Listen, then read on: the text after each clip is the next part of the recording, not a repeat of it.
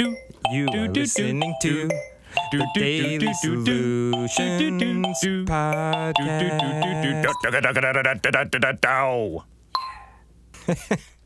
Welcome. Here we are again. So today's question is a fun one actually for us, which is what's some useful productivity software that you guys use? Oh yeah. All right, here we go. Strap yourselves in, everyone. You're in for a wild ride. All right, let's start by giving a little shout out to keyboard shortcuts. So above software, keyboard shortcuts, like keyboard shortcuts sound, it doesn't sound like a big deal, but like this to me is one of the biggest things that you can do to improve your productivity. I mean, you're talking about very small savings in times, but you're talking about extreme repetition, right? So even if you're saving half a second, you're saving it on something you're doing over and over and over and over again. So keyboard shortcuts ranging from just generic ones like if you hold an alt key and move left and right, it'll jump word by word instead of letter by letter. That saves a huge amount of time. Or, holding this is one that I started using a few years ago that I've been using nonstop. But you can actually paste something that you copied without formatting. So like if you copied it and it was like all red and crazy and italicized and you want to paste it into something, you can look up Mac versus Windows. I think on Mac it's Command Shift Alt V, Command Option Shift V. I think it might be Command Control Shift V. There it is. Command Control Shift V pastes without formatting. So it'll just paste in whatever the normal text is of the thing you're writing it into. Such a huge time saver. That one is great. And it works really well for even new things that you're picking up. It's actually amazing how quickly you can get down shortcuts. So for just yesterday, I was brushing up on SketchUp, which I've only used a couple times in the past, and it's like a year between every use of it, Yeah. And the shortcuts are totally different than using something like Photoshop or any other kind of project-based thing that I use like that. But it really didn't take very much time at all. Like the first thing I do whenever I grab new software is get incredibly frustrated that I don't know the shortcuts because I'm so used to just breezing really swiftly through whatever the actions are I need to get done. Yeah. So I just actually shrunk down the window and had a pane open with my shortcuts on the right-hand side and then the actual program on the left. And it's the best training I can think of is just don't let yourself use the mouse and go into menus. If at all possible, just when you have to do something, force yourself to use that shortcut instead.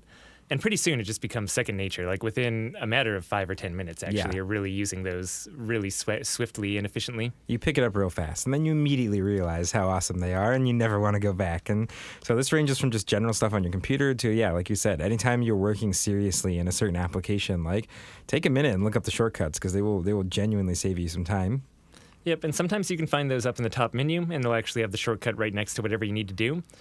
Unfortunately, often they don't do that. So you actually need to Google shortcuts for this program. And you'll find a whole 100 articles that are like, I found these shortcuts and it's the best thing ever. Yeah. So be prepared for a lot of enthusiastic shortcut people when you go looking them up. All right, excellent. So, okay, keep that in mind. Shout out keyboard shortcuts. It's a long shout out, but they're really important. What else do we use? I have a thing on my computer called Clip Menu, free, and it just takes what's called your clipboard. So when you hit Control-C, the lingo for it is that you're copying that thing to your clipboard, and then when you hit Control-V, you're pasting it from your clipboard. So it takes your clipboard, and instead of having it just be able to store one item, that thing that you're hitting Control-C and Control-V, it allows you to store I think 20 for this one. There's other ones out there that you can pay $5-10 for, and they'll store your entire history of copying something.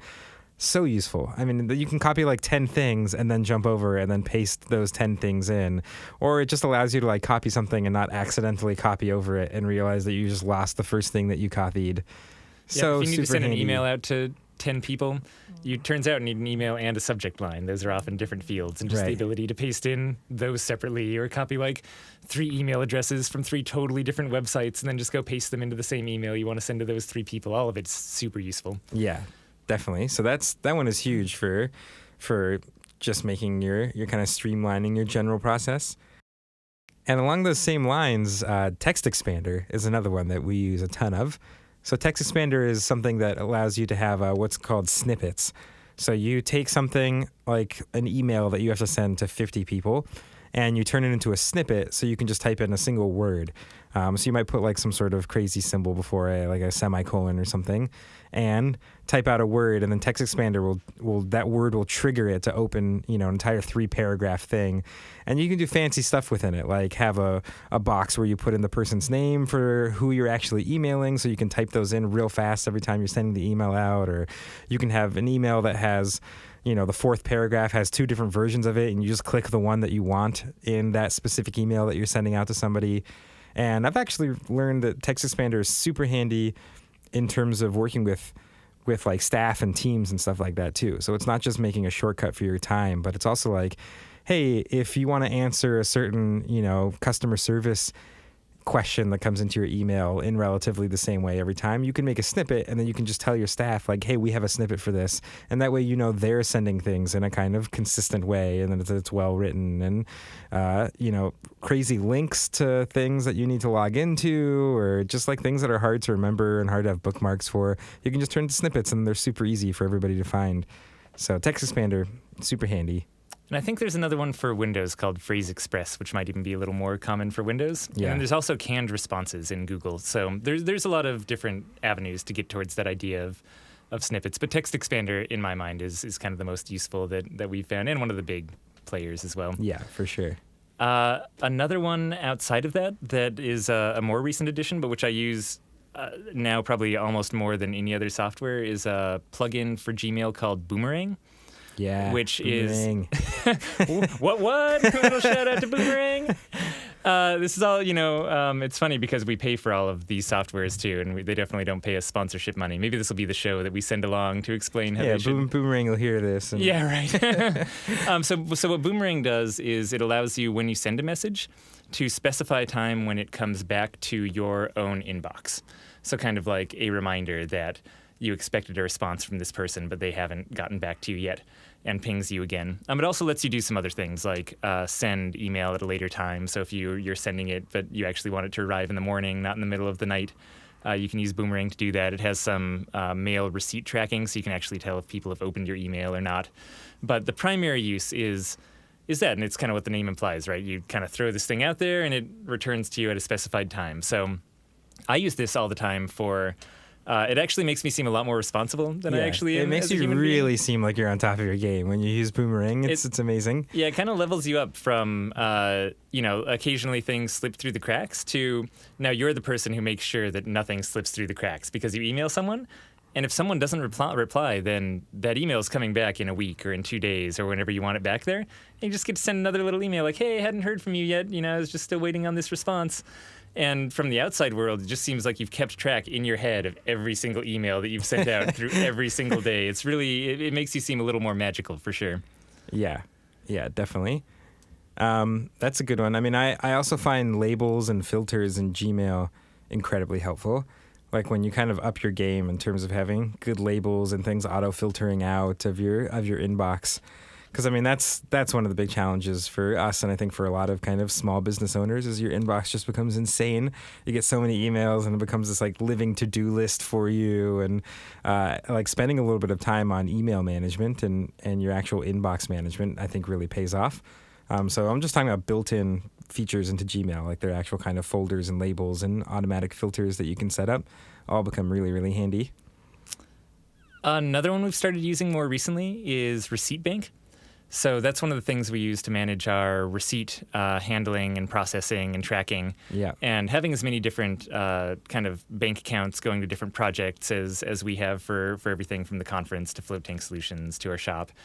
Being able to give different staff for all of our projects different credit cards and being able to track all of those receipts and make sure they end up actually in our accounting system and don't get lost. Receipt Bank has been great for that. And it's basically when you get a receipt, you take a picture. The software uses its OCR to detect whatever the text is, the amounts, what card was used, etc., and just kind of puts that into a file where it saves the receipt image and then also saves the translated text and numbers and can port directly over to QuickBooks and things like that. So just very useful for managing receipts, not having to keep a shoebox full of all of your physical things anymore. Which their rival is called Shoeboxed. So that's LastPass is another one that we use and is is much loved Oh by my everybody here. God. Yeah, it has cut so many frustrating hours of my life of searching for that missing password out. Yeah, so it's basically like a password management tool.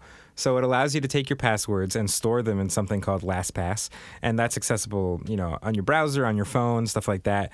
And the other thing is they really have it well built for businesses to have these kind of shared password folders. And the functionality they have goes very deep.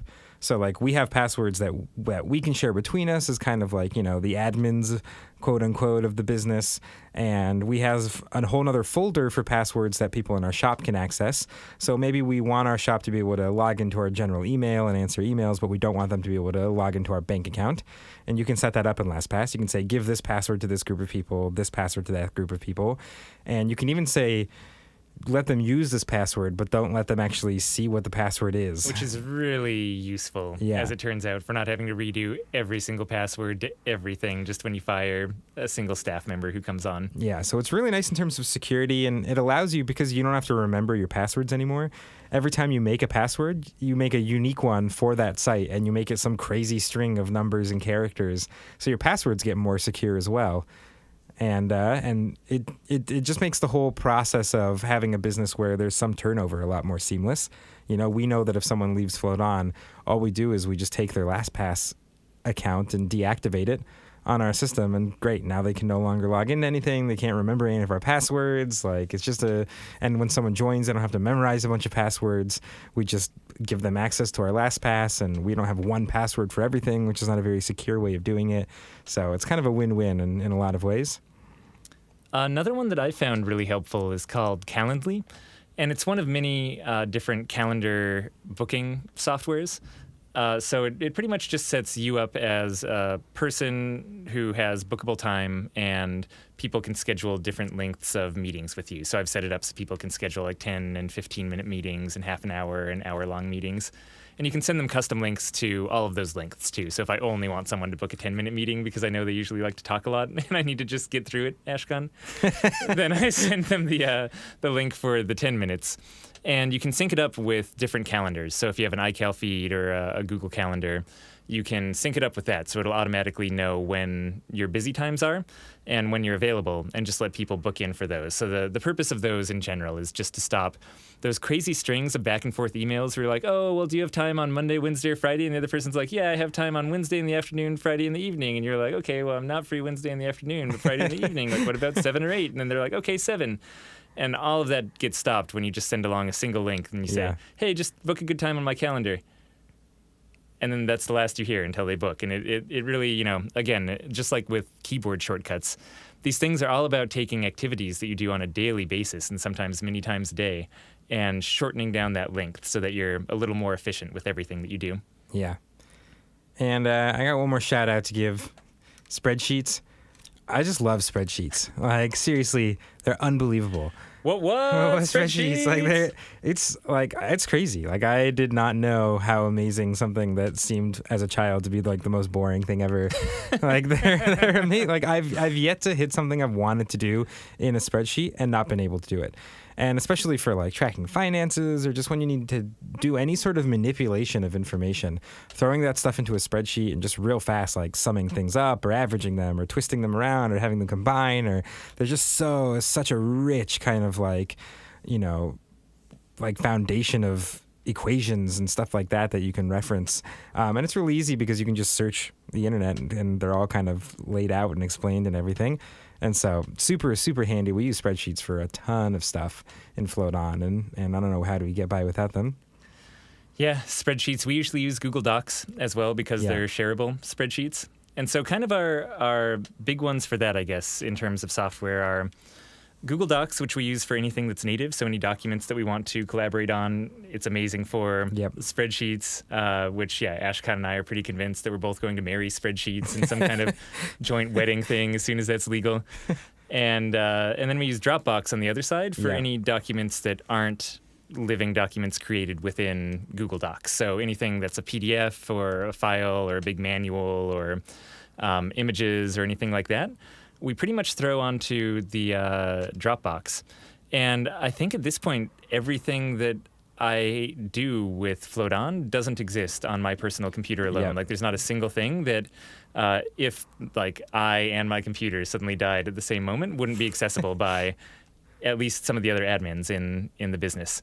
And it's really nice. So either they're accessible because you shared that file on Dropbox, or they're accessible because you created it in Drive and put it in the proper folder for sharing. So really this nice redundancy as well, and everything lives on the cloud. And I mean, so we have other things that we use our own software for, the Helm, which is really handy. But the, I guess, greater lesson rather than specifically any Helm stuff is the actual things we find handy about it, which is one is project management. Like, so we have this built in the Helm, but there's other project management stuff out there. And really just having something to keep everything organized is really nice. Basecamp is a really famous one that a lot of people really enjoy using and say a lot of good things about. But basically what you're looking for is kind of project management across multiple people. So you want to have something where multiple people can be in a project. You can have a task that's assigned to a few people, and it kind of serves as this hub of like knowing what needs to get done, who's supposed to get it done, when you're supposed to get it done. You're able to have conversations about those things that need to get done. It really just kind of takes your whole operations and puts it to another level of organization when you have some sort of system like that in place. Yeah, very important. And we've mentioned it before in other episodes too, but also having a robust guide and just having some place where people can go and kind of view the collective wisdom of the people who've passed through Float On before ends up being really useful. Again, there are questions that get asked once every 18 months where people aren't expected to remember that. Or if there's anyone who came on new in the last year and a half, that question has just never came up and been discussed. But if you do a little search on our guide, you can pop it up and know the answer to it right away, which is really nice. So some repository of information that's accessible, whatever mode that is. Before this, we used a Google Doc for it, and that worked okay. There's some very simple solutions that you can do for these. Obviously, people have been using paper manuals forever. Right. It's just in the world of technology, we now have some more searchable, robust options. Cool. I mean, that's a pretty, I'm sure there's more out there. I thought of another one that's a fun one to end on, Okay. which we both use a lot and find really useful for Mac specifically, which is Boom. Boom. Yeah, I was thinking about that one. I don't know if it's exactly productivity related, but it's pretty like Not having to spend the seconds awesome. leaning into my computer speakers every time I need to hear something. So yeah, what is Boom? Boom boosts the volume of your computer higher than it is natively. So you install the app, and then you can just get more volume out of your speakers. Which is weird. Like, you don't often see a software solution to a hardware problem. Yeah, but like, specifically for Mac laptops, that has been incredibly useful, both for having meetings where I need to hear someone on speakerphone, for just being able to hear call recordings when I need to access them and don't have my headphones with me. Like, just being able to get those extra few notches has actually been really nice. Yeah. So I'd argue it is a productivity All right, it's application. a productivity tool. This sounds good. All right, thanks for the awesome question. That was a really fun one. Yeah. As always, you can ask us more questions at floattanksolutions.com/podcast. Talk to you tomorrow. Bye.